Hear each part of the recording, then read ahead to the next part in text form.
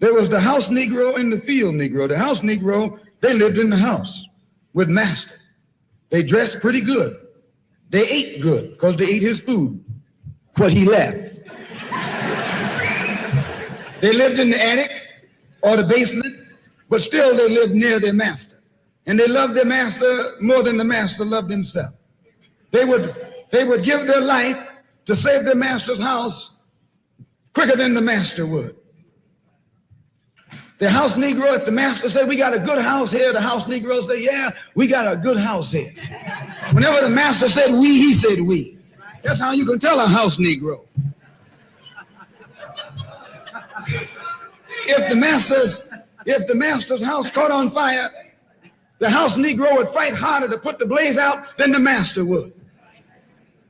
If the master got sick, the house Negro would say, what's the matter, boss? We sick. We sick.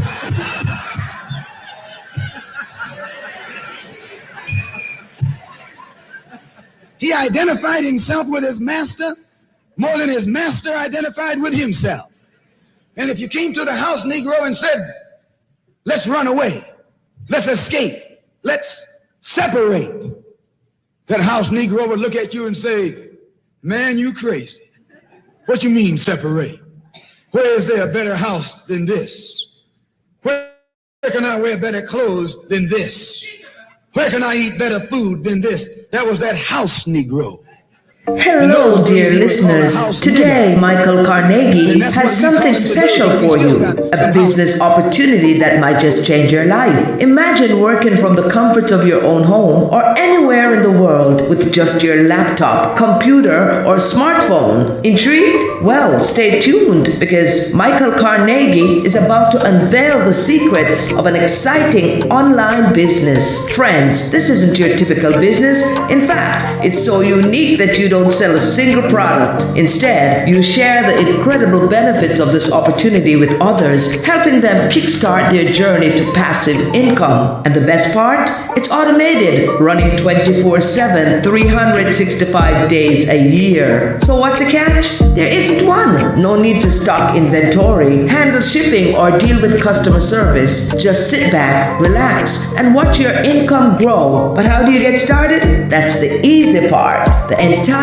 training program is video-based, making it accessible to anyone regardless of their background or experience. And if you ever find yourself in need of guidance, mentors are there to support you every step of the way. Now you might be wondering, what's the real payoff? Well, here it is. More time with your family. Picture never missing out on your children's important milestones, creating countless memories due to increased travel time, and having the financial freedom to save for retirement and even that dream home. Imagine a life where you're not tied to a 9-to-5 routine, but instead you're in control of your time and your destiny. This is not just a business opportunity, it's a lifestyle change. If you're ready to take the plunge into a world of unlimited potential, where your success is only limited by your ambition, then this online business may just be the game changer you've been waiting for. To learn more and start your journey to financial freedom, visit the website at www.michaelmcarnegie.com. That's www.michaelmcarnegie.com. Don't let this opportunity pass you by.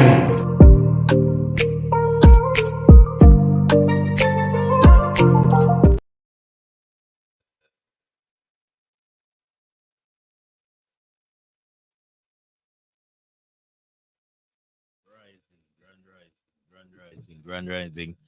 I don't know, I think them a ramp with my system or something, cause as me start burn Malcolm X of people, man, them kick me off for the thing. How I go on, brother James, talk to your people. I'm not send over some of the dopey them over here, so king. Need some of the dopey them. Brother Danny, man, you all ancestral powers them. How go on?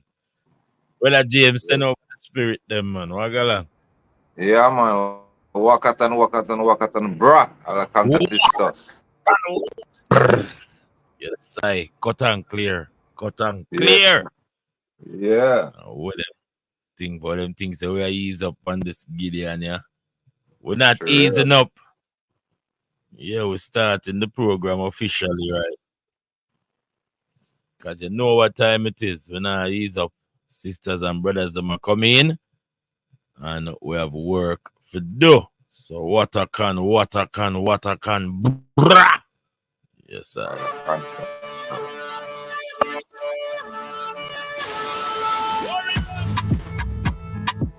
The world is a troubled place.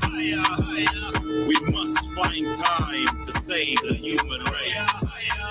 Love, unity, and empathy has no place among the human race. In this transition,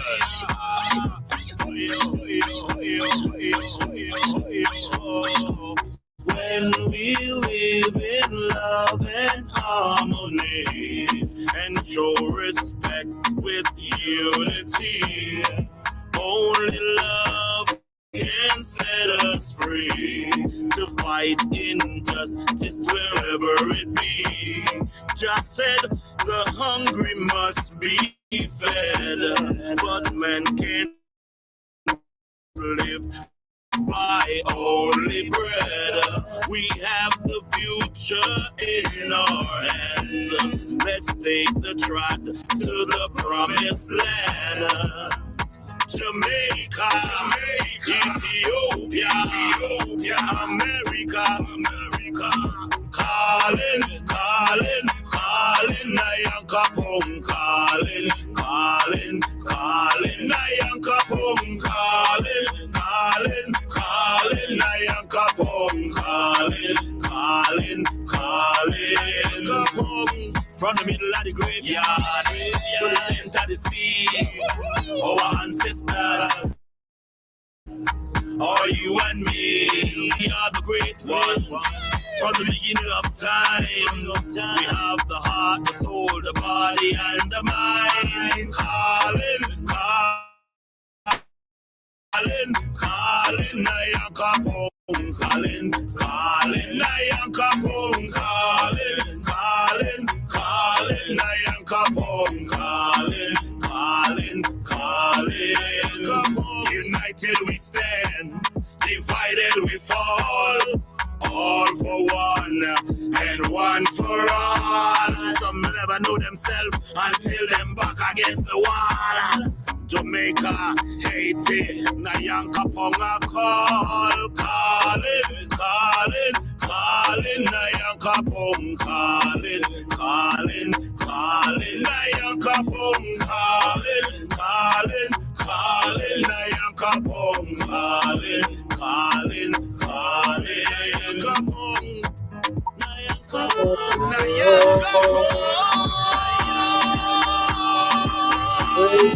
Praises to the great ones, praises of our nation.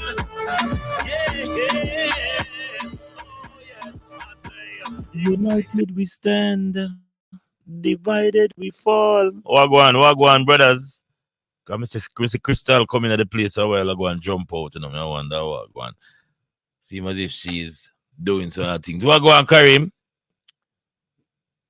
Wagwan, Danny. Yeah, everybody hearing me loud and clear. Loud and clear. Yeah. Any concern before we start tonight? Before we kick it into action? Yeah. Brother Nigel is here. You have a YouTube for last night class? Yeah, man. Every class is YouTube. So I save them and then you just tell me and I can put it back in the classroom. What go on, Brother Nigel? There and I get there. There, I know, right now, I'm on the road. Yeah, Brother Nigel, good for you, because classmate, them did a worry about if I wonder how I go and they look like Donald Trump or I don't know what did happen. Oh, man, nah, sell out, no matter where go on, nah, sell out till death. Nah, sell out, nah, give up, no matter what. Not a sellout can go around as a father. I think I get sticky. Sticky. All right, family, gun rising. Yeah, man, I have a yell up for Brother Nigel. And Brother Williams is in Jamaica. Him reach out to me today. But of course, multitasking, him saying, gone down, gone on a mission. What go on, carry me talk to him, right? Yeah, man, I chief. Yes, so That's why him I send out that text to you about putting up yes. the YouTube channel so when him get chance him can look for it. Yes. I try reach out to him today, you know, but the connection did have ching chang chung, so did not get to hear him voice fully. So I go and sound him back later on when I know say him not really upon the work. And we can talk. Yeah. All right. A few housekeeping before we go in a revision, because we're going at the enrollment. We're going at the classroom with some things inside there. Before we start, there's a video circulating with a police woman, a deal with a mother. Anybody see that video? No? Yeah, I got that video today, and I was trying to dissect it. As usual, police brutality is always something that I stand against. No matter what, I don't think the police have the right to use force, but it is what it is, and we have to face the fact that police will use force to how we approach them. You would agree? Because we teach about that, right? I agree. Yes. So when we see certain things now, we have to bear in mind that these agents who are working, they have certain method that they can use, but sometimes they refuse to use that method. This is the video that I am talking about that is circulating. I want to share it with the brethren them, because we are sovereign nationals, you know. We're nationals first, and when we see, like, for instance, a police, do any one of us here believe a police have a right to put their hands on you? Not just police. No one have a right. No. All right. So, with that being said, this altercation is, as I understand it, is from mother going to the school and trying to find out some information about her offspring. And you will recall that a couple years back, this said scenario was played out with our sister who had her locks mutilated because the corporation agent was very hostile, So this video is, I must tell you, is very graphic. Not too graphic, but it has a few things in it that I think that we can learn from. So while we watch it, we will try to dissect the message within all of what's taking. Mommy, stop and confirm, please. Mommy, go into the vehicle. You call them anytime. Go into the vehicle. Mommy, let go. You're going to the vehicle. Go into the vehicle. No, go in on the let go from me here. Mommy, why is that? She don't know right now. Let go from me here. Go into the vehicle. Go into the vehicle. Mommy, relax. Let go from me here. She asked me, Mommy, I want to know what. Just go in the vehicle. No, but she, Mommy. Put up his hand. Let go from me. Mommy.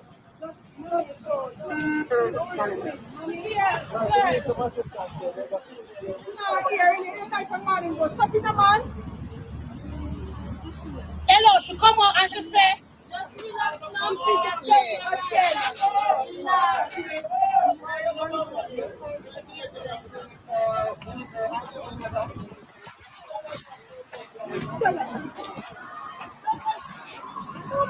Nobody. Mommy.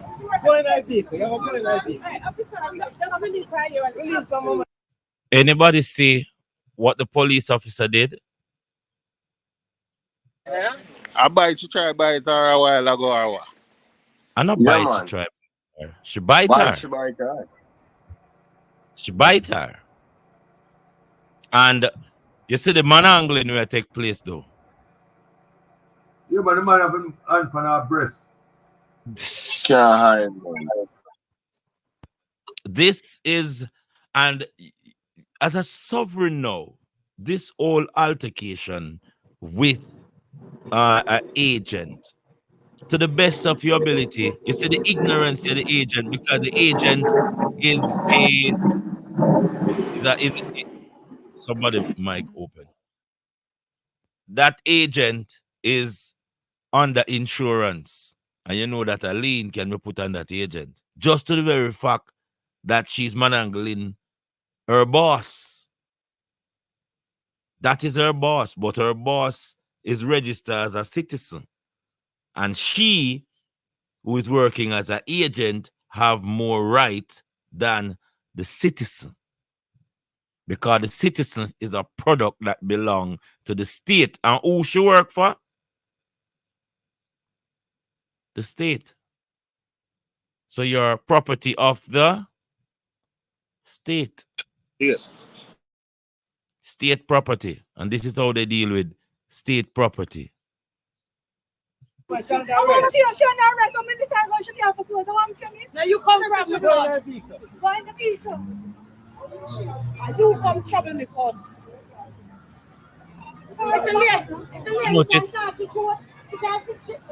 You notice her hand is in the female here at all times. You know how painful that is, right? She said, come on, come on. And you're pointing at my face, so you can don't point it. Me didn't lick you. Me ask you that is an assault. Me ask you, me lick you. And I'm going to ensure that I charge for everything. I don't care. Good. Go into the vehicle.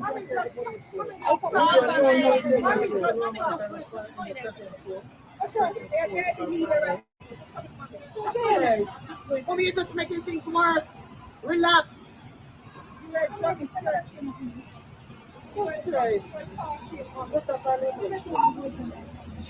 Funny thing about it, while all of that aggression is taking place, where is the assistant to really boil down the situation? You notice everybody is standing, and they're telling the private that the agent, she must respect the agent.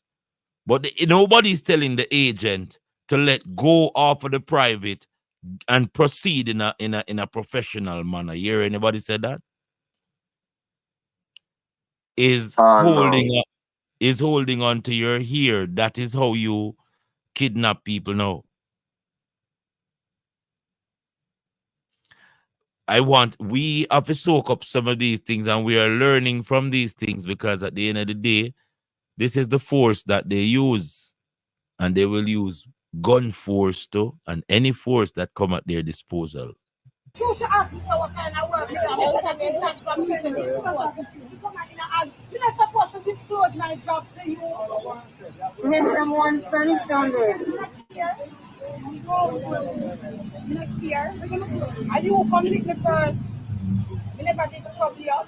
One friend down there. Yes, I come out and come on. I'm said, I'm the lady I go teach you to come lick me. Me never lick you.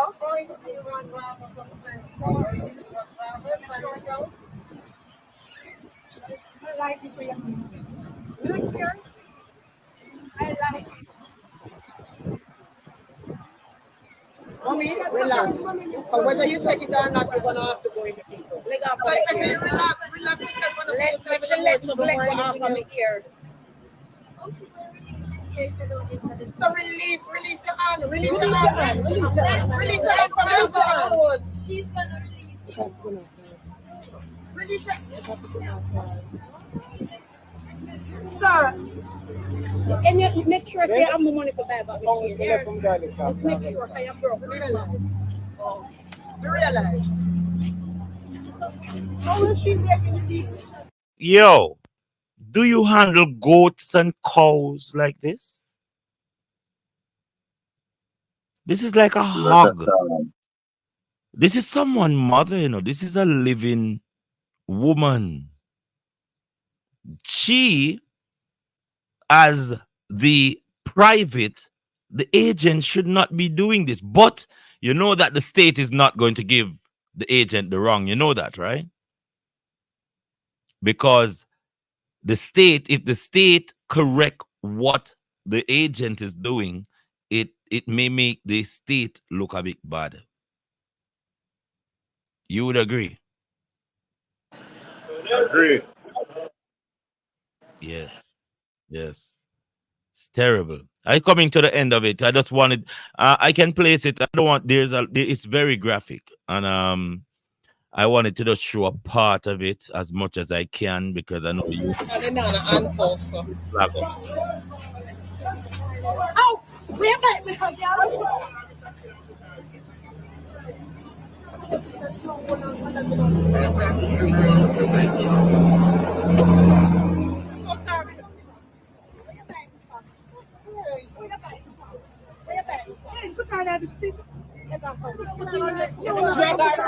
Next door.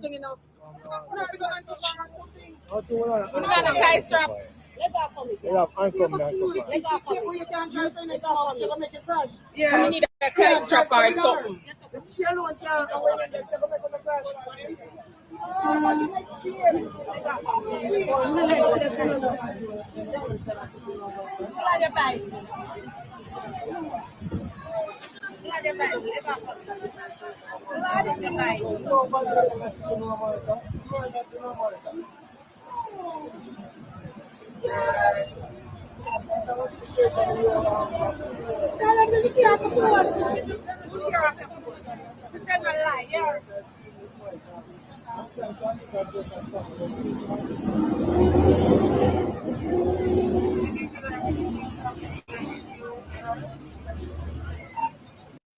As you can see, she's bleeding, you know, and the injustice is real. And I think documents reach a stage it may not grant some of the attention that we want, but at least we will stand a chance inside the court when it comes on to law. Anything, any take on that? What do you think about that? Do you think that the agent was right, or the private could have dealt with it better? Or should we deal with it better, knowing that the agent is very forceful? Yeah, first of all, Rascal and Yes. everybody. As what's his name, sir? Nobody have the right to put them on nobody. Yes. No, you working for the law, so-called working for the law, and this is how you want to handle the citizens of Jamaica, especially a woman to a woman. There's no type of discussion about what's supposed to happen or what's going to happen. You just drag her by her here like this. It's uncalled for at all. I don't care where you are in the world. That's uncalled for. Anyone else? Crystal, how would you deal with that situation if you confront with one of the agents? What are some of the method that if they're infringing on your rights? Because that is going way too far now, Crystal. That is, I agree that the agent, and I said to my brothers and sisters all the time to be mindful, that these agents out there are sometimes being pressured by some very distressing situation. That's why they act that way. But Crystal, what would your approach be if you were in that predicament? I didn't watch all of the video, but I would say what we've been learning, trained to say, and get it videotaped and call to my friend them to deal with the situations after. That was it, boy. I have mother and I have sister. And when I first saw that tape, I was very furious because I remember what they did with the sister in last year, about 2 years ago. And I believe that the animosity that comes from a female to a female is very, very strong. But then it's a premises of being a law officer as an agent. That's what surprised me, that there is no teaching for these brothers. There is no line that is not that is drawn where they don't cross. You don't get that. The aggression was there. You don't even see she bounced off the man from dealing with the lady, and she was just on her. And most of the time, as I said, the agents, Grand Rising, Brother Michael, Grand Rising, thank you for coming. Grand Rising. Grand Rising, Grand Rising. Grand Rising, Brother Earl, also. Yes, but as I said, the agent came on location, and the agent was in uniform. And as I said to our brothers and sisters, get their name and get their numbers so you can them bond. Yeah, because you know that what we say, when you're on in a lion mouth, you take time to take it out. And I think that is the ignorance with the private brothers and sisters who have to exercise this kind of caution because of how aggressive some of these agents are. You know, I don't want to read too much in the line, but I can bet any money that that agent either know that female personally, or she know someone who knows that female personally, who may have even some grudge going on, because she did not allow the masculine to come in, which that's another protocol again. Because they say that if it's a man, you have to make a man deal with it, and if it's a woman, you have to make a woman deal with it. So, you know, it's a very touchy situation. Any more take on it? Grand Rising, everyone. I didn't see the entire video. Yes, but I was confused to why the male officer stepped back, because when I was out in the street, when it was time to make an arrest, you made an arrest. You didn't debate, because that gave you wiggle room. Whenever there's a little wiggle room, something usually goes wrong. You're gonna lock someone up, you lock them up. He kind of stepped back and he let the female handle it, which was, in my opinion, wrong. If it takes two people to subdue someone, subdue them, handcuff them, and get them into jail. If you're going to stand there and fight and argue, that's where things go wrong, and that's where people can get hurt or killed. No, but what about, all right, you just came in, and I don't want to, I would play back it, but there's a lot, the force that is applied where hands is being used to beat you and maybe other objects, those things are not lawful, brother Earl. Well, I saw the female officer strike the woman in a downward stroke towards the head. That's wrong.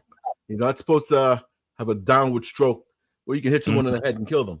You're not trying to kill someone, you're trying to subdue them. And when you're subduing someone, you always have to come with a greater force. Yes. That's why they give you the nightstick, the mace, and other things on your belt. If I can't handle someone because they're bigger than me, call for help, utilize what's on your belt. And if you can't subdue them, follow him. Keep an eye on them. We're here at this street corner. We're moving this way so that your help is on the way, so you can subdue the guy. But you don't use almighty force to subdue someone, because you can kill them. And most of the time, it's not worth the offense isn't that great. I mean, what is this person being arrested for? Disorderly conduct? Why are they dead? Yes, but this is what, no. This is what we're teaching. Again, laws and codes are two different things.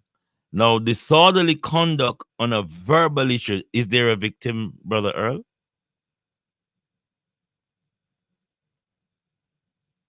Is there a victim? For disorderly conduct, no. There's no victim. There is no victim. So with that amount of force that is being used for a code in the court of law, where does that stand? It has nowhere to stand. There's So no. I will play. Listen to me. This is a teaching material where we're going to teach from, and the whole. I'm going to play it back from top, but the whole premises is that there's a complaint and the agents came on location. Is it against the law to use your voice, Brother Earl, to shout or anything like that? In most cases, no. Okay, there's a code as to what they call bad words, but that's not a law that the word is bad. So we are going to separate law and codes. Now, the police lady, the agent, said that she pointed her finger at her. When you point your finger at someone and you don't touch them, but you point a finger, is that a threat? Can that be considered as a threat? That seeing that you can be a victim? A finger point in itself, no. I would say no. Okay. Yo, we have to learn from all of these things. Hold it, my brothers and sisters. Because as I said, I think personally she should have walked away. But in certain circumstances, you never know what the situation is. We here don't know what the situation is as to what the storyline is. It is about a complaint, and she came on the compound. It's a school compound, and she got entanglement, and the agents was called, and the agents was doing their job. But how they do their job is not professional. This is where we catch it from, where the tussle start, where it's a one-on-one, and we can see that her hands is on the agent, and the agent has her hands inside of her hair. So let's go. Mommy, go into the vehicle. You call them anytime. Go into the vehicle. Go into the vehicle. No, go in on the vehicle. Let go from me here. Mommy, what is that? She don't know right now. She let go from me here. Go into the vehicle. Go into the vehicle. Mommy, relax. Let go from me here. Go in. She asked me so. Mommy, I want to know what. Just go into the vehicle now. No, Mommy. If you put up his hand. Let go from me.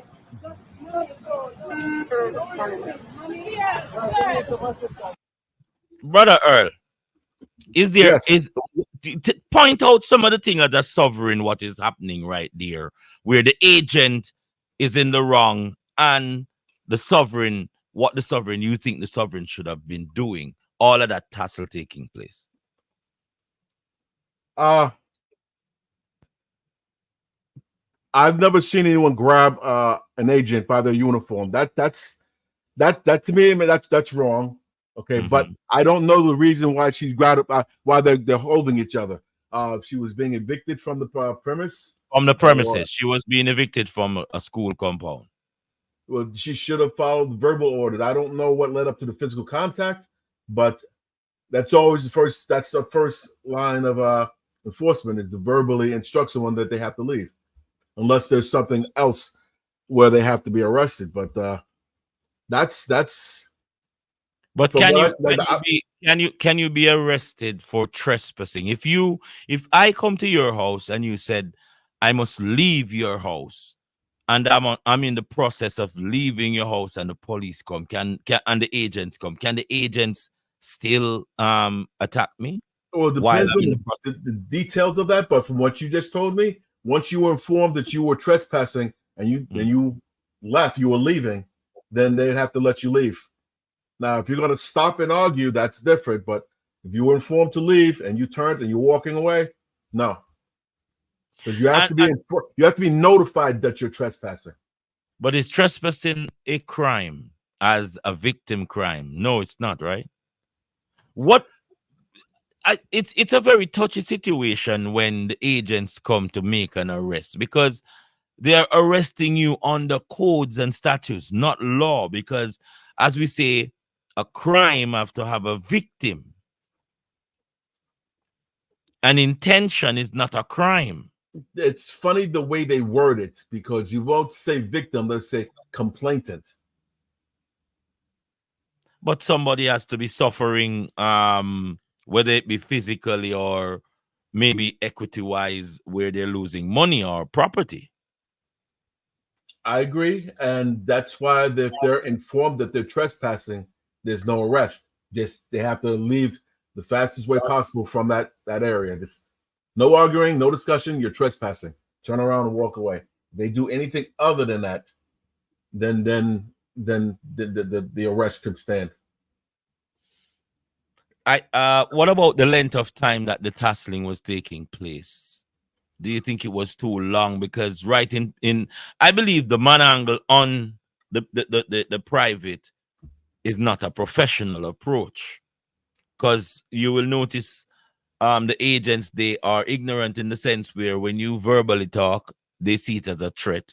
If you stand certain way, you see it as a threat. I know you want to protect yourself as an agent, but as you can see, the private doesn't have any weapons on them, while this agent here is armed with pepper spray, a gun, and plus partners standing around that could assist. There's a lot of confusing things here, because I see other people in uniform just standing around. That's a no-no. That's a no-no. All hands in. Everyone stop and subdue this person before somebody gets hurt. Whatever, like she put her hands on the officer. Like, I don't know how the verbal portion of it went, but if you're gonna touch an officer or an agent, then you're saying you give me what you got. No, but what about the agent has her here in her hands, and that's a very painful stand. And the agent was always having her hands. You will see later on where even while standing at a still position, the agent is wrapping her hands inside the ear of the private. And I believe that sort of force is illegal. You as an agent must remember who you work for. It is not about a position. It's about who is paying you and the service that is being delivered. Now, Brother Earl, this is in no way, shape, or form a professional attribute from the agent. This looks very personal. I just said that. This is 100% personal. They do know each other at some level. Thank you. They've encountered each other before. Thank you. This is as what you're saying, Sister Angela. Are you watching? Did you see what the agent is doing to the private? Yeah, I just saw little bit of it. But what I'm seeing here, this looks very, very personal. The agent is not acting professionally. There is no form of. I don't think it's personal. I see a lot of actions like that in Jamaica. That is just typical aggression that comes out if you piss me off or you diss me or whatever. It just comes out and you go and defend it till it tastes blood. Is that kind of thing I see. I think it's an assumption to say personal, but my observation that is badness here defend, me gonna defend badness too, and that's just the culture, Jamaica. So where were you trained to that's right on the streets like this? Yes, during the training. I'm confused because I don't know what her intentions are. She has her hair. She's not trying to subdue her. And she's just, they're going back and forth. I'm like, why are they going back and forth, and why aren't the male officers assisting? Exactly. There's something more than what I can see right here. Because I've worked with police officers who are unworthy. I put that word out. They're unworthy. They have an agenda, especially where I worked at in Staten Island for when I was out in the street. And it was like a culture shock. I got there, the things I saw going on, and even things like when I walked into the room, all of a sudden everyone got quiet. Okay, it's like police aren't perfect, but you got to understand that they can hurt you in more than one way. So the best thing to do is know your rights, comply as much as you can, but don't confront them, because everything is set up for them to win. Everything is set up for them to win. You talking to that radio one time, yes, and you have, in my case, I could have gotten on the radio and had 1,000 cops come from all over New York City in time to come to my aid. Yes. So, most people can't match that type of power. So if you see cops don't look like they're doing what they're supposed to be doing, fall back a little bit. Don't take it as a. Do not challenge. Yeah, don't be challenging. Excited by them, and because they're out there. I've come close to punching cops in the face. Okay, it's bad, especially where I was working at. It's they don't do the right thing. And when I got out in the street back in '92, there was a whole big section in the academy on how you say police brutality, racial justice within the department, and equality and this and that. In the academy, one thing; out in the street, something else. Yes, because then guys who are one class ahead of me, they graduated before me, and it was like they were running the command. They were just running wild, and I'm like, "What is this?" Yes. Well, a couple of them came at me, and I stood my ground and said, "What you going to do about it?" He couldn't do it. He didn't have any rank to do anything, so he looked to the sergeant like he was going to champion his cause. Sergeant's like, "You guys work this out," and he walked off. He had nothing to say after that. I'm sure he had plenty to say afterwards. Hold on. He had plenty to say afterwards, but hold on. You hear what the brother Earl said a while ago. So that's why we say that our brothers and sisters inside of the police force is under tremendous pressure to perform, to deliver, So that aggression that comes from these brothers and sisters, it is actually sometimes not of their doing, but it's of their environment. You hear what brother Earl said a while ago. And when we go there now, because in the locker room before they come to the road, them done have for them cat fight, And then when them come out the road now and you go to see two of them in a car as an agent and I say, say two of them are boss and buddy, two of them go to eat each other like a dose of pies, my lad, and you get the pies, So we must, as sovereign, be extra careful to know that our brothers and sisters inside of these organizations and entities out there, we have to be extra energetic for them. When I first saw this today, I was very, very pissed because I have female relatives. But then when I look as what you hear, Sister Angela come and look in her third eye one time and say, no, this is more than just arrest. You know go drape up people them way they so. People where you don't know. If she don't know who the woman they related to, she can't sleep good. As bad as you say a police or an agent out there, they are very much concerned of their insurance and their safety. Because when you leave the precinct don't go home with you. You go home by yourself. As much as you can call a million of them when you have a radar car, when you don't have a radar car, you and them. So this female right here, I think she has stepped out of the bound, but as Crystal rightly said, there's a sense of aggression with our brothers and sisters because not only are they being underpaid, but they're also being disrespected because the corporation that they're working for is underpaying them, and the people who they're putting up to be oppressive on dislike them.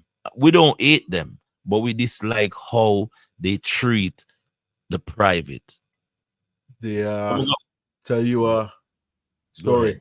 When I first hit the streets, they put you in a training unit. Yes. There were certain neighborhoods they would go to, certain conditions that had to be handled. They send the new guys because they didn't have a lot of experience, but they knew the basics. Mm-hmm. And I got excited. We went to some of the tougher neighborhoods because we figured we'd be active. The venom flowing from my own people towards me, I was shocked. Yeah, I was shocked. I said, "Why do these people hate me?" They would step over my bloody carcass to help a white cop. But I mean that is like, and they don't try to tell them what to do. I can tell someone 50 times you can't park here. This is for ambulances only. Arguing, fight. The white guy I was working with told him once in a very stern voice, you can't park here. Didn't see him for the rest of the day. And I'm like, remember, wow. Remember, there's a Willie Lynn syndrome out there too, you know, Brother Earl, where the psychological war that we as melanated brothers and sisters are fighting. Because when I see you as an agent, a signed off agent, I figure more or less that you knowingly know that there's an oppressiveness within the corporation and you join it to oppress me. The sternness that you see the Caucasian get, that is a more dangerous one, because the Caucasian is getting a sarcastic respect, while I'm giving you a cultural respect to let you know, yo, you fucked up, you know that, right? But in the essence where you're making a daily bread as an agent, we see it as an oppression of our people, because while the Caucasian have a reason to be oppressing us, we're saying, why is our brother also assisting in the oppression? That is why the police peace officers are different from police officers. You know that, right, people? Yeah, police officers are there to enforce the codes and status of the corporation. Peace officers are there to enforce the law through peaceful method. Go ahead. Where did this incident happen? Jamaica. Let's get back to it, and you can see it. Hold on. It happened yesterday inside of Jamaica, aka Nyankopong, our home ground. Where I ask, you know, for these two ladies, the way the agent hold the private is like a video that I saw the other day with two sisters fighting over a guy, and one end up dying. Yes. This lady look as if the agent look as if she's got something maybe way back with this private person. No matter, I mean Jamaica is bad, yeah. I have some encounter with a few of them the other day when I was out there. The last one was in Ocho, so about 5 of them around me. And one of them did say, the second one that came up, step aside and say, if I meet a drag out of the car, see? And I said, excuse me? To me, what I see. Hold on, Auntie. Go ahead. Right? Yeah, that's what I said to him. Because you pulled me over on the Road Traffic Act and you want me to put my window down, and I'm saying I don't feel safe putting my window down. And then you're gonna say to me that you'd have dragged me out of the car, right? Yeah. Okay. What if I put my window down, or you decide to come and drag me out of the car? How would you hold me? Because this lady hold this lady in her hair, and that's very, very painful. Cut off. So no matter how you want to restrain this person, you want to hold her in her hair.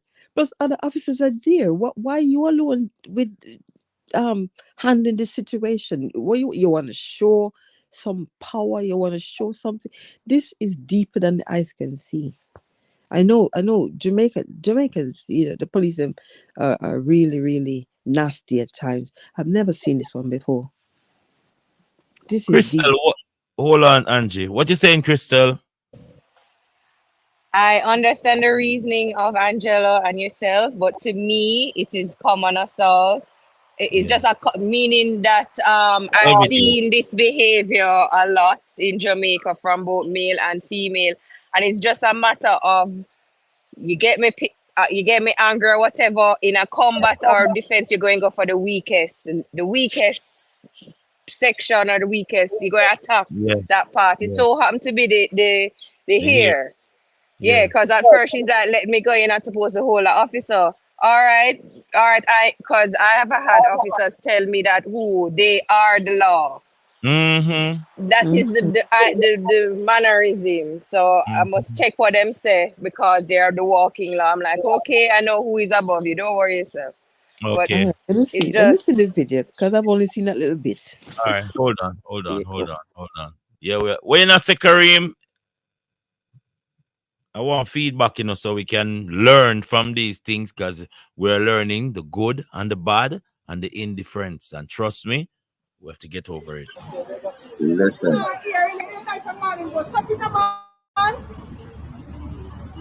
Hello, she come out and she say,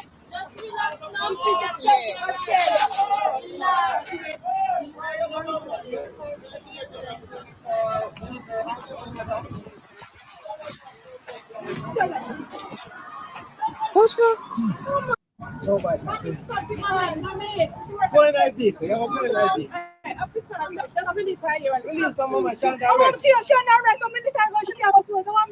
you come from the door.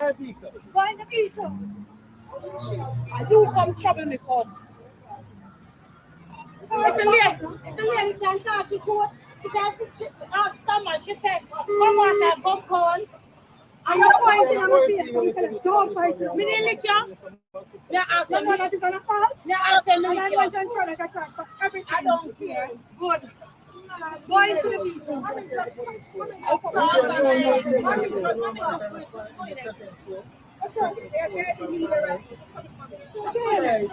Over here just making things worse. Relax.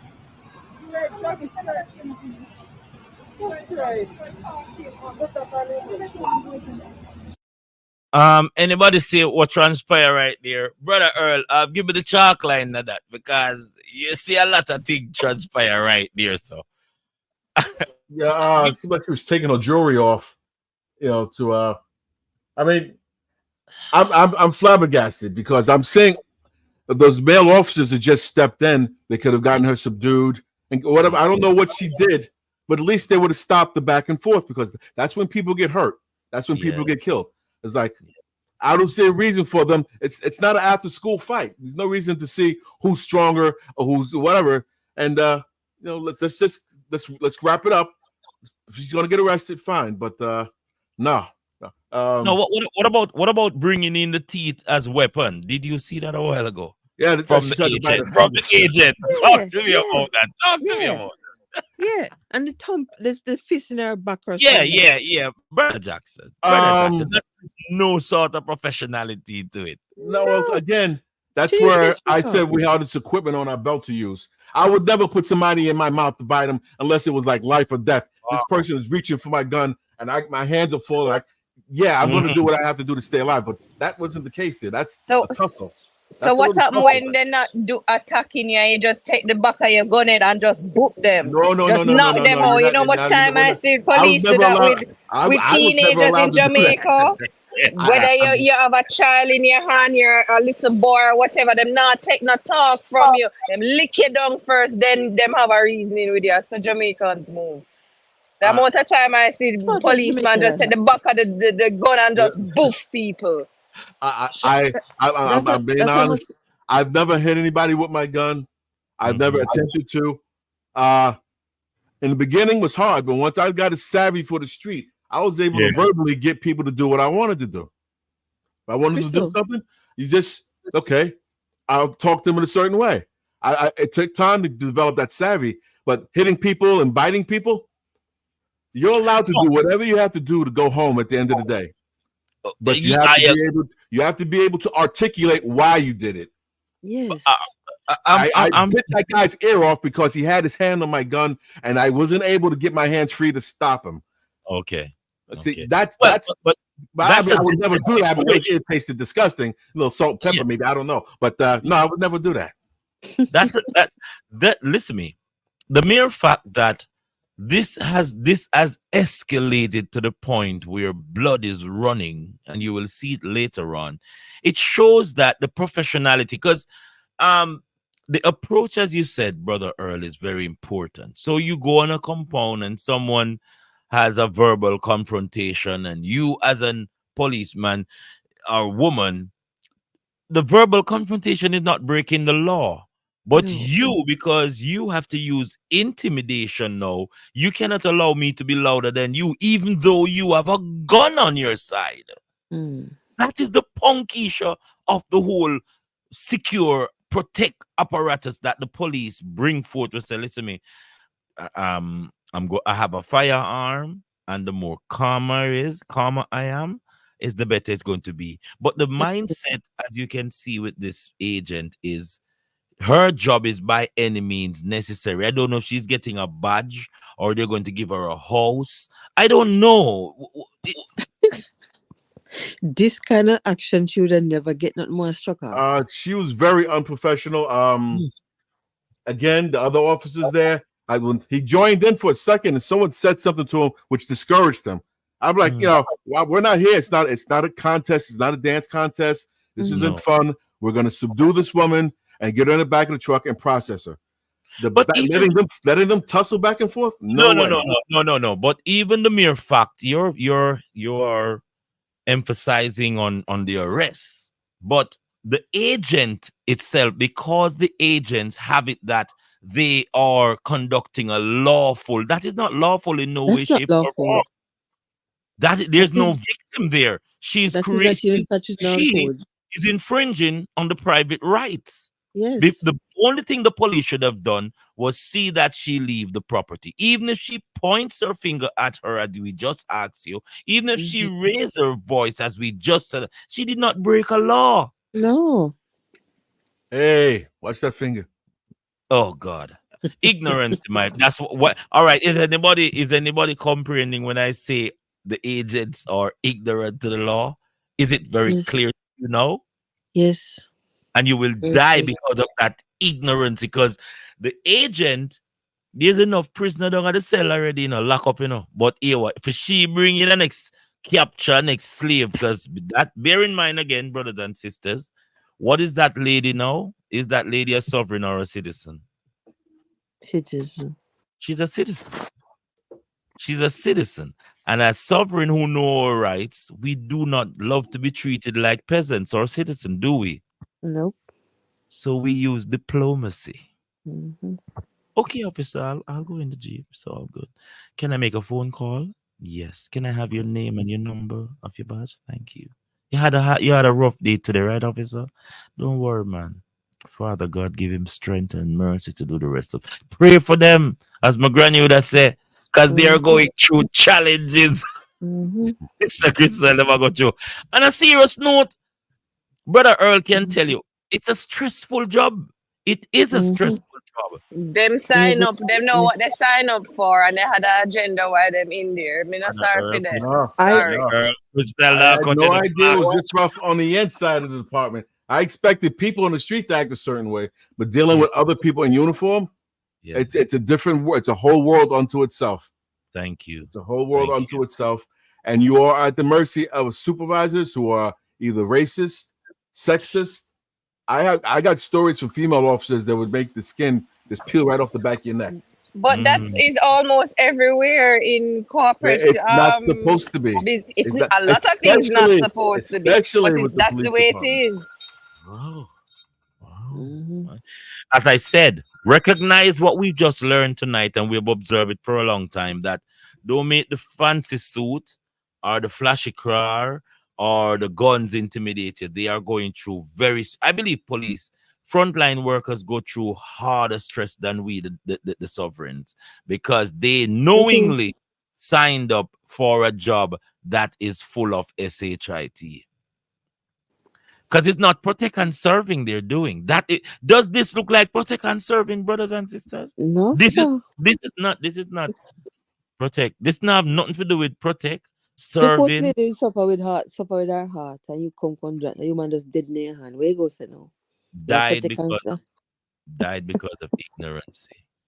Died because of ignorance. You know, the first time I got stopped in Jamaica the other day, 2 days later I got stopped again, and I was upset when I got stopped the second time. And the way how upset I was, and I explained the situation to the officer. My this long gun, after me don't talk to him, the man start apologize to me. And then I turn around and apologize to him. I said, I shouldn't even bring the situation over to you. It happened 2 days ago. It wasn't you. But he was apologizing by himself, the police officer, and the whole JDF force. So some of them do use intimidation to get you scared and get you to subdue. And they do know what they sign up for. As you go along with each situation, you deal with. 'Cause me now, as a sovereign here, police come. I don't know why they call the police. But if it's not life and death for my child in the school compound, I would gently just go away. But this look too up and personal right now. I will put the rest of it in the classroom if you can stomach it. I don't believe that I want to share all of it, but it's very intense. And I think what we learned from this is we are dealing with a very serious situation. But as my grandma always say, it's not what you do, is how you do it. We realize that we do have a challenge as sovereign, because I usually take for granted that the police them know better. But a lot of these agents, they do not know better. They don't even know what sovereignty is, because as far as some of these agents goes, the word sovereign is a threat to their career. Where there's no criminal, there's no need for police. And sovereign, we deal with the state. So the state who own the peace officers have to realize that they are doing a disservice to themselves by going out there and making themselves do these atrocities. And I do hope that young lady gets some assistance. Kareem, what you want to say before we go to this next tape here? Treaties or laws made? Because I want to know point blank. No, man. Roll through. Yeah. Laws and codes are two different things, brothers and sisters. Laws are laws and codes are codes. Can make up for anybody, yeah. Are laws made between two sovereigns that deal with a particular tract. Treaties are laws made between two sovereigns that deal with a particular tract of land. Now, I need y'all to understand, when we put in our declarations and we put those on record, that is a treaty. What is the tract of land? The vessel. You are made up of every element on the planet. You are walking land. You are a walking state, in fact. So what is that document or that declaration that goes on record? Well, it is a treaty between you and the county. The county is a sovereign. You are a sovereign, all right? And so when you make that law, you put that on record, you are stating that you are the owner of your vessel or your land. Treaties. Wow, it's nice to know that you have claimed your properties. You hear what the little snippet say? You are the state. We are the state. We are the sovereign. The precinct is a sovereign ground. You know it? You hear what name? Precinct, but them call it police station. Is a precinct where you have the sergeant there, supervisors. Yeah, we're cracking the codes and knowing the difference. And I think, Brother Earl, it is very important for us to know the difference between laws and codes, right? Yes. Very, very important, because within a police, as you said, when they say if you understand, that in itself is a code also, brothers and sisters, right, Brother Earl? Yes. They never presented it to me like that. It was always do as you say. For instance, in class, you would say, do you understand?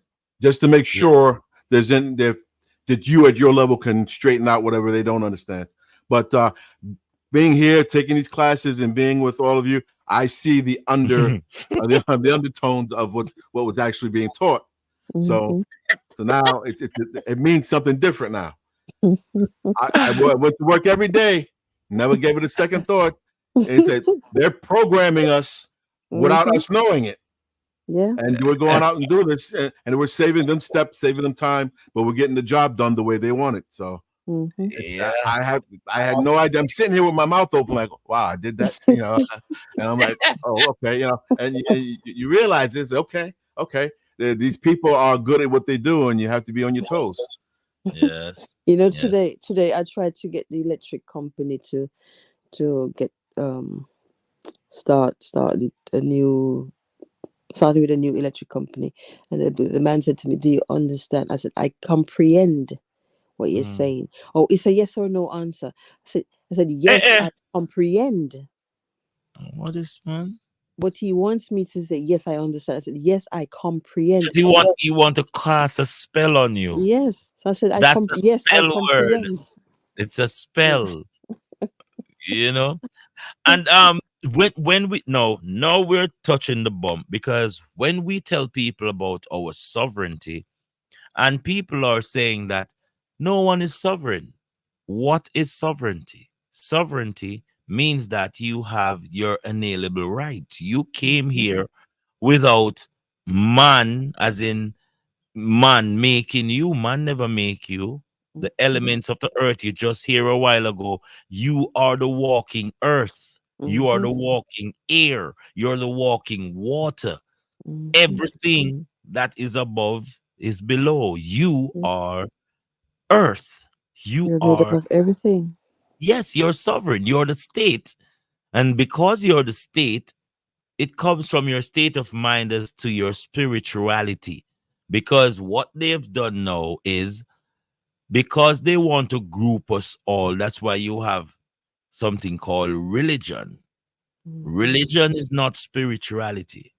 Religion is a concept of spirituality, but a more manual. It is not superficial, or would they say digital. It's not all over, and you cannot. What is spirituality, brothers and sisters? It's within you. Mindfulness, breathing. No, I want one word for every. What is spirituality? Consciousness. Spirituality is your life. It's energy. It's all the energy combined together. You have people who praise the water, people who praise the earth, people who praise the fire, people who praise the tree. It is your spirituality, is what you connects with. It is what gives you purpose. And that's why you see you have some people, even the zodiac signs are there to show the element of what you are attached to, as into the season that you were born. Okay? So if you born certain times, they will attach it. June is inside where, say a whole heap of growth. You have the symbol of the fish, all of these things, but it's your energy volt. Now, we have one last thing I want to play, and it's about the federal government, because a lot of people, they, away from the Catholic Church, the federal government have a big say in your estate. The Catholic Church has been splintered into several different groups. Church of God of Prophecy, all that. So religion has been put out there where no one church not lead no legion of people again. But the federal government, through the currency now, it has come to capture most people. And the biggest federal money on planet Earth is what? The US dollar. See? So it creeps into the French, into all of the other currencies. And then the federal government, once you create it, you own it. So if the federal government create this fiat currency, they own it. And once you are transacting business within that premise, the federal government can come in and say, you have my things, so how it will go. So I'm going to play a tape right now that explains why this is so. Federal means a covenant with God. Now, we have been made to fear federal. You rid of the federal government. Well, let's understand what's happening with this term federal, where it comes from, what it means, and who these people are. Now, when we're talking about federal means, once again, a covenant with God. I want y'all to go and look up the etymology of the term. And so your federal agents have made a covenant with God to protect God's property. Well, what is God's property? You. So they've made a covenant to protect you. And the problem is you don't recognize who you are. Now, these federal codes, and people, again, we've been made to fear the federal when it's the federal that's working for you. These federal codes have been established and they are in harmony with these higher laws. They are helping to protect your God-given right. Federal means a covenant with God. Now, we have been made to fear federal. You're rid of the federal government.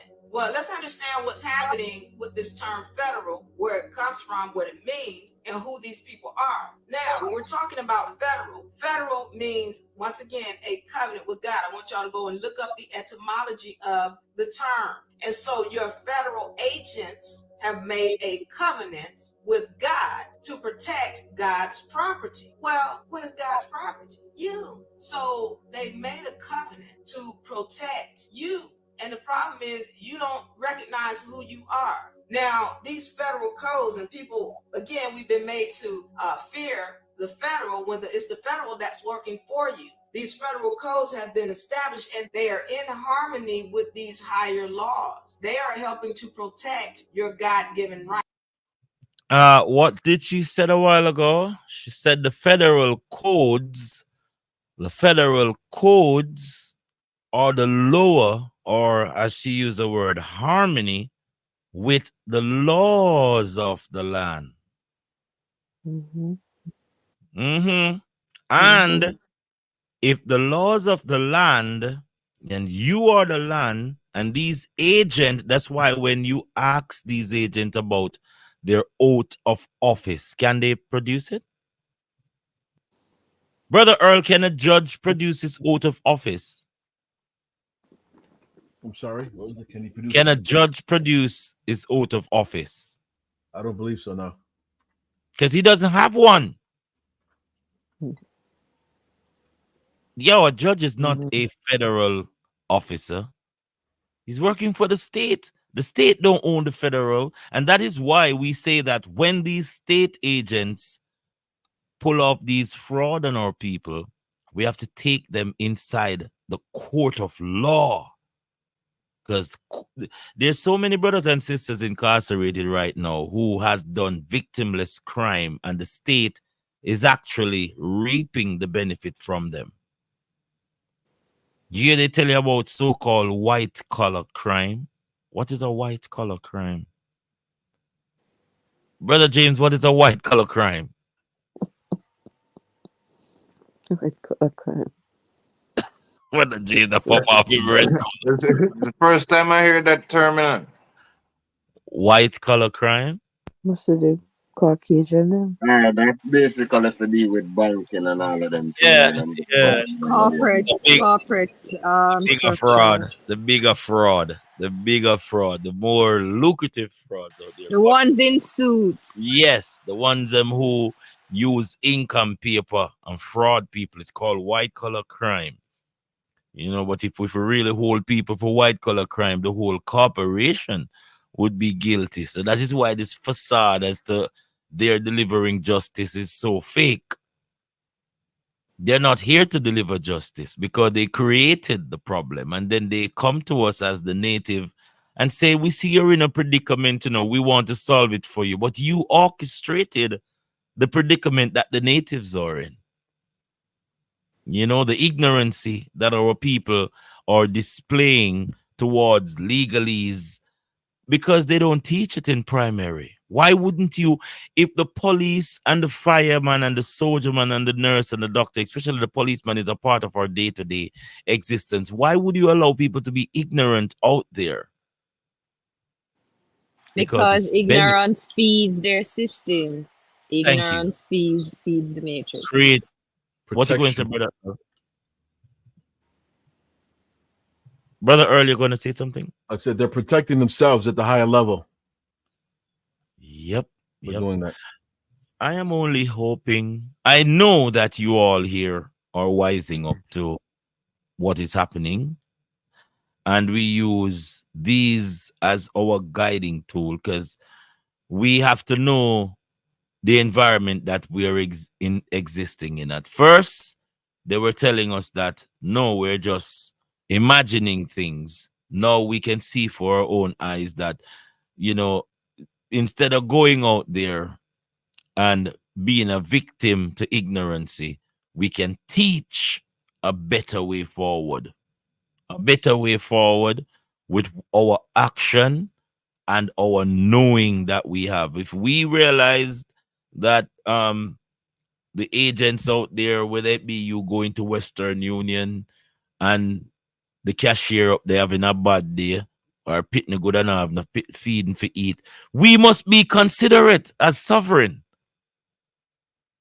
I think it's in each day when I come closer and closer to my sovereignty, I am realizing that the real responsibility that we have is to teach what we know from a point of view where people can actually apply it to their day-to-day circumstances. We're not just sovereign saying, yeah, we are sovereign, but we know why we are sovereign. We know that when we go into the courthouse, there's certain things that we have to do before we go to the courthouse. We know that when you buck up on the agent, them, don't be boisterous and loud, or don't even beg. Anyone is sovereign and beg the agent, you are putting yourself in danger. Compliment them.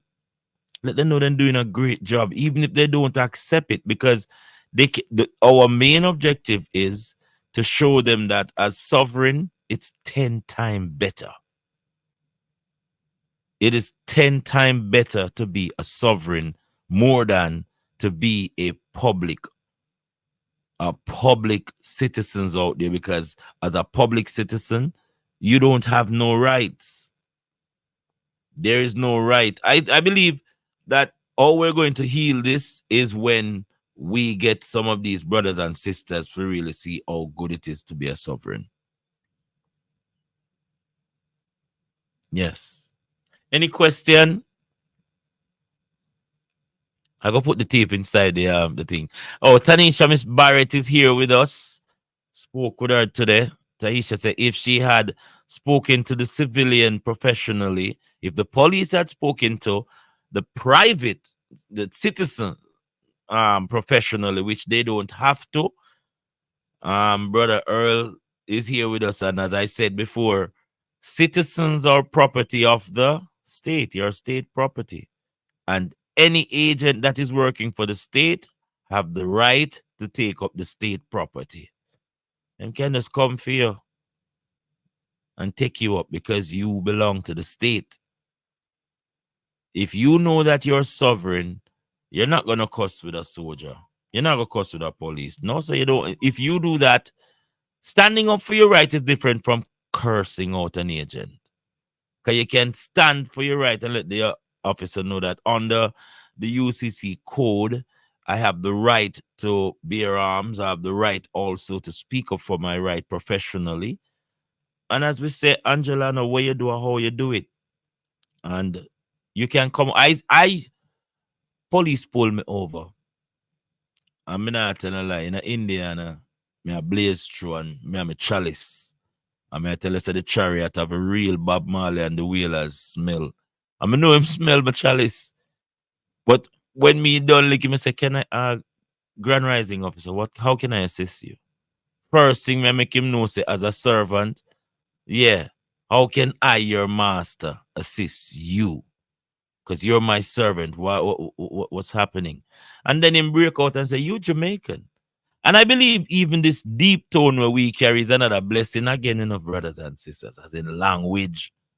Because first and foremost, remember son and sea and son and the girl will give him a nice walk on the beach. One time. I love that place. That place is beautiful. What are you doing in Indiana? And the aggravator, they say, when I show my ID, I say, I've never seen this before. And I said to him that, yeah, man, this is my national ID. Him say, you don't have another ID. I say, I'd rather be.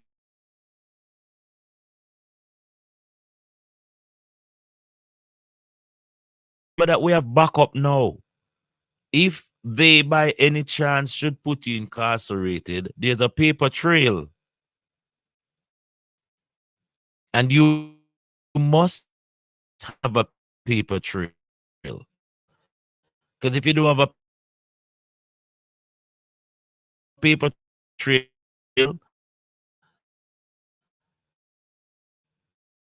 when it's outside of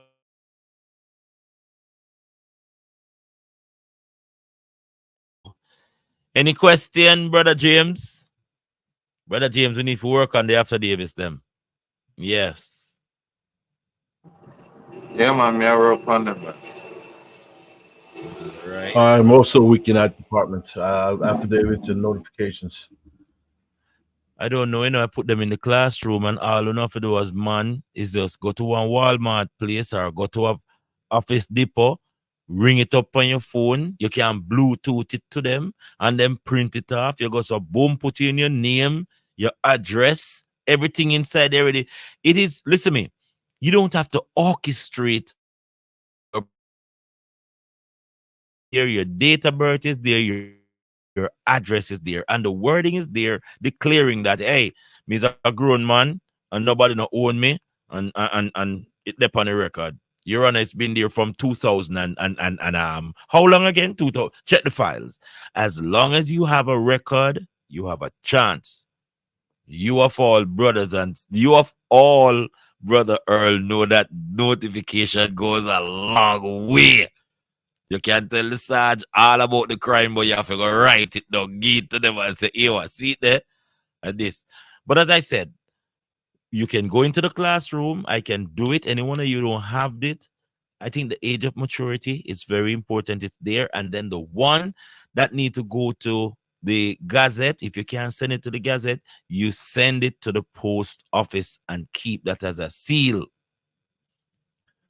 We now wait till the house start burn down, then we're going to look water, We're looking water because fire is a must. One day, it may not reach you, but it will reach a relative for you, and you will have to exercise your know-how to help that brother or sister out there. Brother Nigel, you're good with your things? Akeem, Kareem, you good? I'm doing Good well. one. You go to all the little notification and things them. The booklets. The booklet. Talk to me. Me so busy to write it. So me not send off my affidavits them which I need to. I already have them printed up. I just need to write them up. I was waiting on my reply. I just got the reply over this weekend, but unfortunately I was sick. So I need to go to a general post office, send that reply to me, to myself, and keep that in a envelope for evidence, and at the same time start sending out the rest of my affidavits. So that was my plan. But over this weekend I kind of got sick, so I'm just kind of recouping back. Yeah. And I'm kind of here listening to you guys and trying to do some of the homework which I've been should have done for so long right now. I think the age of maturity is there. We also have some things inside the classroom. If you don't see it, just reach out to me. Your rate sheets are there. Because remember, this file that you're gonna make after having some of the important things them, because it's not scary anymore. We're going to reason with them in the sense where if you have to keep court on the side of the road to show them, you're going to do it in a nice way where you can, if they're allowing you to show them your codes and what the codes mean and what they can classify it as law. Laws are different from codes, so we want to have that leaflet there. So when they tell you that I'm stopping you for speeding, what code is speeding under? We need to have those things sorted out so everyone can present it for themselves. Danny Ringo.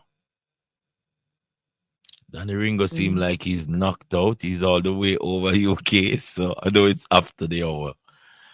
But as I said, let us try to reach out and anything you need to finish up, let me know. I still don't get all of the exam yet. What about that, brothers and sisters? What about the exam paper? It's quite a few pages to print off to fill out. That's why I haven't finished it yet. It's not in PDF. I think I sent it in PDF. Nah, the print lines out, but they're just finding the time to fill it out too. But you can get it in PDF too, I must check it out.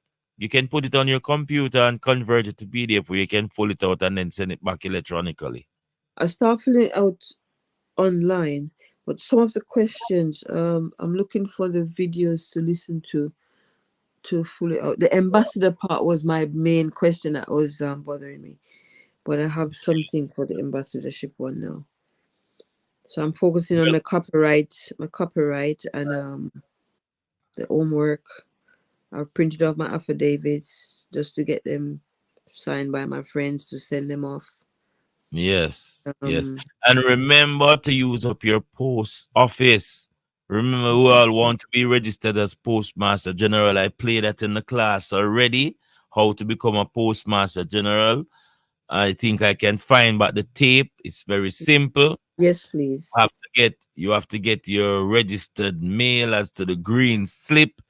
So when you're doing your transaction, you can get your discount. And remember, I said I went to the post office last week because they got stamp, and I pick up some stamps. They're upstairs. I'm gonna show them to you tomorrow. Worth money, people. Yeah, I need to remember that the class with the copyright and the class with the post office, how to get a mailbox, how to be a Postmaster General. I was trying to find a video to watch again. That was a Thursday night class. I think it is with Nana Chanel. She was on board. I have to look back through it, but it was the second. I think it was either the second or the first batch. I'll have to go back through it and try to find it. The first batch is where we start the copyrights and stuff. Okay. We had done that. Yeah, we need to follow through on that. It was a Thursday night class. Okay, I was looking for the Saturday class with that one. I think it was a Thursday night. I'm not sure. Brother Nigel, everything good with you? Crystal, come off of the line, but Crystal have your thing. She said she posted it after me this morning, so sorry, me didn't tell her to send it to you, but me I send it from my office and make you get it, and then moms will be good. All right, Brother Nigel, the document is here. Yeah, your moms and the daughter. Yeah. Quite a few of my people them go and collect the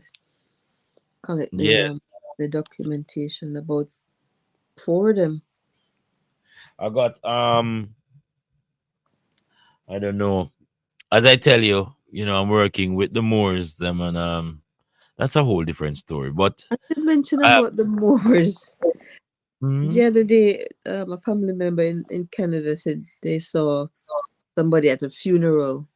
Somebody who we grew up with come to the funeral in his nice gown and stuff like that. Said he's with the Moors now. Yes. Yeah, I said, what? That's what I remember what I said, it's like a sword. There's a handle, there's a belly, and there's a tip. NYAN-KO-PONG is the tip, but with without the belly, the tip no give no good use either the angle. So it's a whole. Marcus Garvey said that we must have a global government. We must have a government that no shores. It's from shore to shore. We must have a government that if Brother Earl is all the way over Nigeria and call me, I must can call somebody in Nigeria and say, go and pick up Brother Earl. That is the kind of government that we want. Is it not a special government where it's me? I do not buy into me concept. I buy we concept, our concept, together concept. And I see where this global government, that is what we're fighting for to establish. So we can cut across the corporation and all its labeling of Jamaican, American, Vincentian, Trinidadian. Too much on, man. We want a head. And that's what Nyankopong brings. So the Moorish temple, the jurisdiction over here is very much nice. And then the work that Marcus Garvey did over here, it is monumental. It's great. Every single group, when I mention Marcus Messiah Garvey, they kneel down. They say, yes, that is the man who bring us to the fulfillment. So what we're doing right now looks simple enough, but years to come, people are going to talk about these things. People are going to say, yes, I remember when, this was such and so forth. As much as you see the United Nations out there, brothers and sisters, if it wasn't for the UNIA, you wouldn't have a United Nation, Yes, Marcus Garvey again, because it's a global movement we're on. We're not on a village or a country or a community. We're dealing with global in time. My bridge in Nigel say, Ras Dream ready to go England, I must can call Angela and say, Angela, say Nigel come over. And Angela say, yes, I want Nyankopong pick me coming, so me I go make sure. Because when Angela say, yo, say me I come over America, Nigel, Wagwan, Ras G, yeah, we must have that network. And then when our offspring see we have this kind of network, they might feel confident. They might walk in our mall and they don't know. They don't know. Say, because brother Nigel have friends and XYZ, somebody look out for them. And Nigel, that, sister, she get the best things. Say, and them kind of powers there. Yeah. Marcus will exercise and that we exercise with the diplomacy and with other brothers and sisters who share native sentiments. That's what we want. That's what it must be. That's how with them, man. That's how with them. But if there's nothing else, it's 31 minutes over from what they'll be brought in the review classes. Tomorrow, I will be here again, and we can go over some more things that we need to review. Tonight, specifically, I wanted to do spirituality, but that tape that come in that we learn from as far as public and the private entanglement, we wanted to look through that so we can learn from it, and we can learn from both sides. As you hear, the agent is wrong, but also the private should have approached the situation much more intelligently. But because they are labeled as citizens, I don't think they're thinking in that capacity as to sovereignty. What you saying, Sister Angela?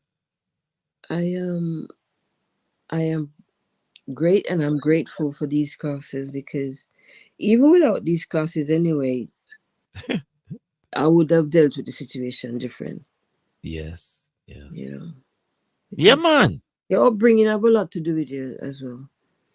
And when you have the ancestors' spirits around you, you do things differently, Much calmer. You're much calmer, Angela. This ferocious thing where you pick a hog. No, sir. From a small, I got beaten in basic school once. I got beaten in primary school once. Throughout my life, I've never got beaten in school because certain situation I see, I take myself away from it. Thank you. I don't push myself into it. Yes. Yeah. Hey. We live and we learn, and we are awakened now. So I just see great things for us. This journey, whenever time the journey should end, whatever we learn here, we apply what we get out of it, we apply it to the situation. So we can, make the next generation better. That's the only initiative we have here. She wouldn't set an example for her offspring if that happened in front of a school. That's no example she's setting the offspring. So that her offspring will end up fighting teachers in school as well. Well, that is the rebellious nature of the society towards ignorancy, because resistance is different from you just getting up and picking a fight. She was resisting being manangled, and I would love my son to know that he should stand up for him, right? But I would never give my son such a ignorant lesson, because I would be teaching him in an ignorant way to lose his life carelessly. And I don't want that. And I don't want that for none of our sovereigns. So, as I said, you know, the police, the agent is doing a job, you know, and the agent is thinking about performing, because if they don't perform for their superior, sometime they get demoted and pay cut and all those things. It's a strenuous platform they're operating from, you know.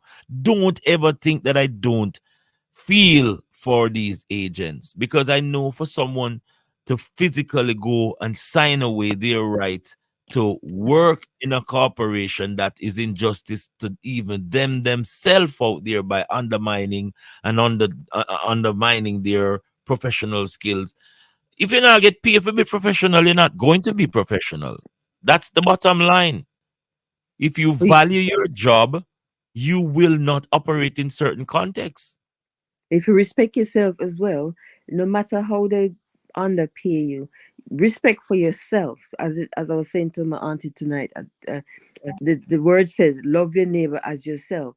So even though they're underpaying you, you're in the job, it's bringing you something. Respect yourself enough to know, say, you know what, I'm not going to be in this for life. So in this moment, respect myself. Okay. Right? Well, that's how I see it. Let's hope that calm heads prevail, you know, but that's how it go. Until tomorrow, if there's nothing else, I think we shall be until tomorrow. We shall be. We shall be. We shall be. We shall be. Yes, all right. We shall be. We shall be. Here. Yeah. We are revealing. The human race. Love, unity, and empathy has no place among the human race. In this transition,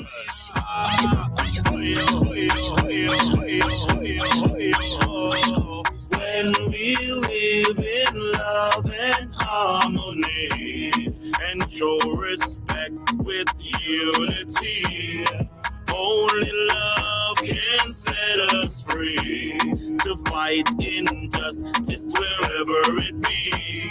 Just said the hungry must be fed, but man can't live by only bread.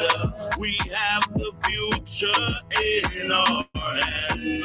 Let's take the trot to the promised land. Jamaica, Ethiopia, America, calling, Nyankopong, calling, Nyankopong, calling,